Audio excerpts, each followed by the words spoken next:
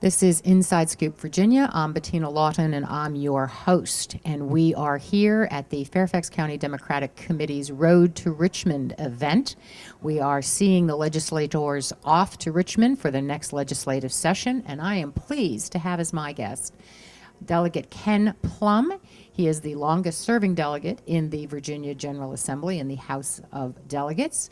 He represents Reston and little parts of Fairfax, but mainly he's known as the Reston guy. So, Ken, thank you so much for coming. Bettina, it's a pleasure to be with you. I always appreciate the Democrats doing this Road to Richmond event. Springfield is on my way, headed south for Richmond. Exactly. We try and make it easy. Well, I wanted to talk with you about what do you think is going to happen this year in the General Assembly. It's now fully in Republican control. So what do you see happening? Well, this is supposedly our short session, and we supposedly don't do as much work. But however, I don't think that's going to be true this year. Our economy recovery has been sluggish, so we're going to have to go back and refine our budget a bit. Refining our budget means actually making more reductions because we don't have the revenue that we had anticipated earlier. The irony in doing our budget will again bring up a topic that we spent so much time on this past year, and that is the expansion of Medicaid. The two get interrelated because it is the case that not only will the federal government reimburse the 100% the cost of expanding Medicaid, it will actually pick up some of the costs that we now incur in state government in providing care to the indigent. So if we were to expand Medicaid, we'd actually save money out of our current budget. But as you know, the Republicans are firmly in control. They're ideologically opposed to anything that has any relationship to President Obama, and they're ideologically opposed to expanding Medicaid. So that probably won't happen. Too bad for Virginians, too bad for uninsured Virginians, but too bad for Virginians generally, because we could save ourselves some money by expanding Medicaid. Well, in the budget hole, because when you were back in the special session, you also did some budget cutting. So you've got a couple $100 million. Is that still the number you're going to look for? It's about $300 million that we still have to work out the differences on. And ironically, expanding Medicaid would pick up about $200 million in current cost and could offset that as a reduction. But as I say, there's a reluctance on the part of the majority party to even discuss expanding Medicaid, as important it is to the nearly million Virginians who are uninsured and the 400,000 Virginians who would be eligible under Medicaid expansion. Well, the thing that I find particularly stunning about that whole debate is that the people who would benefit the most from a Medicaid expansion are in the sort of southwestern parts of Virginia, and there is where you find the delegates and the senators who are so opposed when it could really benefit their own people. Yeah, there's so much of Virginia now that's red, and it's bright red, it's Tea Party red, and the Republicans who are otherwise some of them moderate are afraid of primary challenges and won't stand up for their own people. And those people are fed a regular line of propaganda about death panels, rising cost of insurance, and a whole bunch of stuff to try to convince them that Obamacare is not good for them, when in fact it would provide them the much-needed medical care. Well, and that, I think, the issue of the primary from other more conservative people in their party is a really true kind of problem that they have. And you saw it, for example, at the federal level with Eric Cantor, and he got defeated in his primary. And I see in the papers that even Delegate Howell, who is the House Speaker, is facing an intra-party primary. And make no mistake about it, as try as he might, Speaker Howell has bent over backwards to try to be accommodating to the Tea Party position, but they won't and won't and won't. Cut taxes, they want to cut more taxes. Cut programs, they want to cut more programs.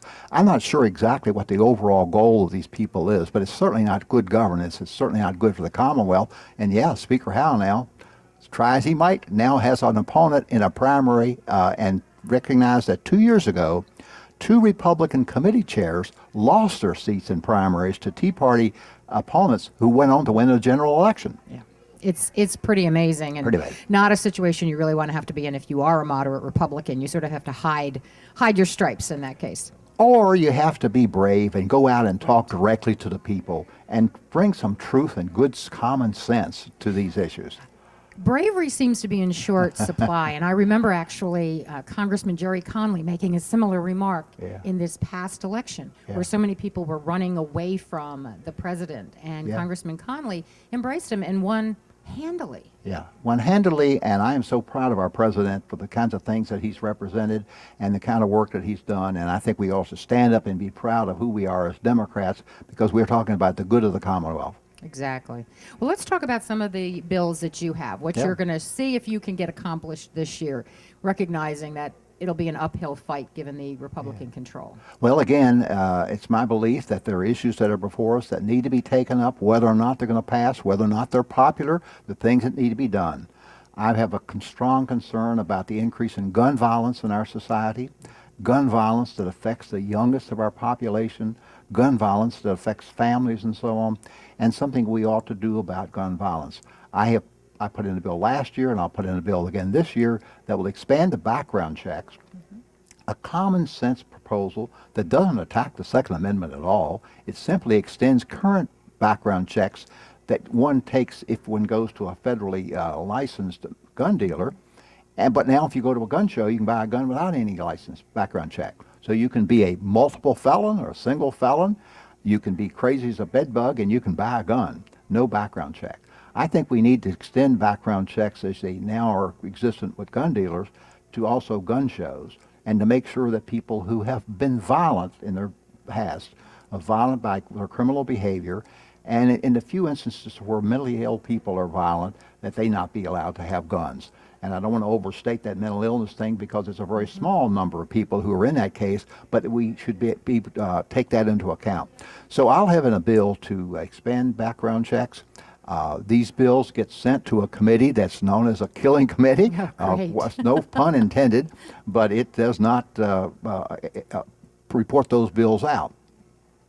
At the same time, I'll also endorse the governor's proposals, a number of proposals, and I'm so proud of the governor standing up, speaking of standing up, on gun issues generally, and he wants to put back the one handgun a month bill that I helped pass back in the 1980s that we repealed a few years ago and put it back to, again, keep gun running out of Virginia.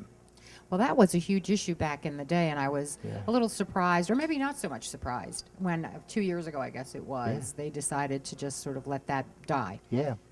Well, you know, it came into being because the background checks or the follow-up checks on crimes in New York at that time found that most of the guns and crime in New York came out of Virginia. That's what led to the impetus for that bill. Why would we repeal it to open up that possibility of happening again? I'm not sure. The governor's saying that let's put it back, and I agree with the governor. Right. Well, and that is going to be a difficult bill to pass Right. in the current configuration. Let's talk about ethics. We've got former Governor McDonnell is going to be sentenced, I think, on Tuesday, perhaps. Right. And is anything going to happen? Because there was a whole lot of chatter about it last year, and nothing really happened. Well, some little things happened, but what was obvious by what happened was that we didn't go far enough. And a number of us at the time realized that we weren't going far enough, but we couldn't bring along the majority of thinking with that. So we're going to go back and we're going to, I believe, adopt the governor's position to saying that there ought to be a $100 limitation on any gift at all. Mm-hmm. And that secondly, we ought to put into effect a commission that can resolve ethical issues about the appropriateness of one's behavior. And for example, often comes to mind are trips that legislators participate in.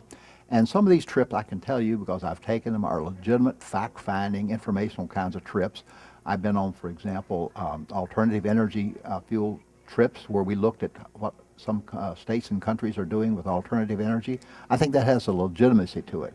Attendance at the National Conference of State Legislatures, I think that's a legitimate trip. But some people go duck hunting in Scotland. Sorry, I have trouble believing what that has to do with the legislature. Right. And there are other people who go to the Masters golf tournament. Don't think that's good. And so what would happen would be a commission would be put in place to pass judgments on when that would be appropriate that one participate in that and when one not do it. And I think that's something we should do. It's overdue. Now, there had been some kind of a commission set up last year, and Governor McAuliffe didn't approve the funding for that. Yeah. It was just too weak, or? I think he saw it as too weak, and I think he wants just to put more teeth in its provisions, and I think that's what will happen this time, and I'm confident that it'll happen. There's just too many instances around now of legislators who've gotten in trouble, a governor who's gotten in big trouble, that we cannot sweep this under the rug. We have to deal with it. Okay. And the ethics bill that you're supporting, one of the interesting aspects of some of these proposals is this notion that you have intangible gifts, that somehow you can't actually value the trip to the Super Bowl or the box seat at the Redskins, which I find to be ridiculous. Right. There is a price to that. And that notion has gone aside. I mean, that recognition that once you get into trying to make that distinction, that's not a true distinction. So I think that will be off the table, and that we'll look at gifts as gifts, and if there's a question about a gift, it would be the commission then that would pass a judgment. It would be an independent commission to look at whether or not a gift has a legitimacy to it or not. And so would the commission be sort of a proactive, where if you were thinking of a trip, you could go and get an opinion, or it would be Exactly. somebody complains afterwards? No, it would be it would be a beforehand kind of proposal. Okay. Yep. And then let me ask you, minimum wage. I understand you've got a minimum wage bill that I you're do. also putting I in. do. I don't give up easily. I had a bill last year. It would take 3 steps to get to $10.10. I think it's a sensible thing that we ought to be doing. Everybody knows about the great inequality that we now have in our community. So I've put in a bill to raise the minimum wage to $10.10, the federally proposed amount, in 3 years, or to go with the federal amount should that go into effect earlier. But to recognize that there's some people who simply can't make it on $7.25. No way you can make it on $7.25. So I'm going to be pushing hard for that bill. Any thought that it might make it? Again, with the Republicans in control, they seem to be Yeah.